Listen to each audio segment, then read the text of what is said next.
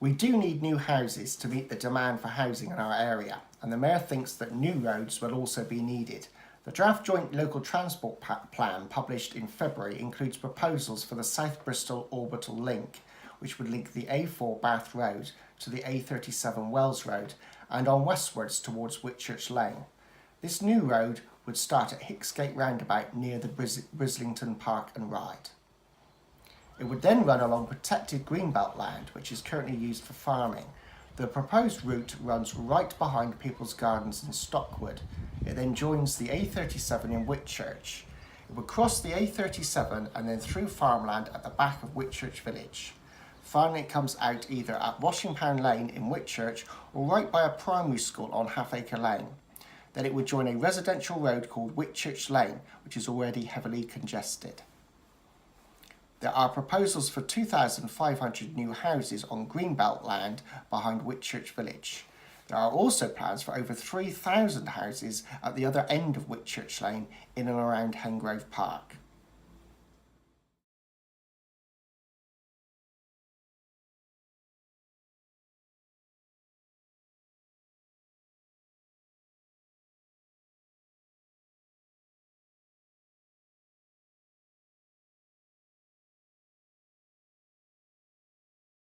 When are you going to say no to this road proposal? That's what we want to hear.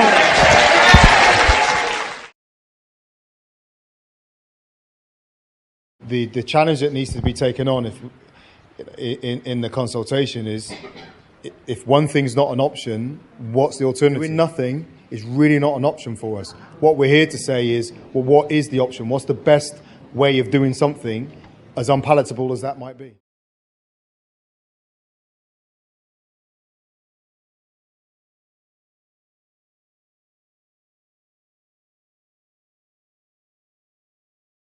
So I know you've spoke to a lot of local people.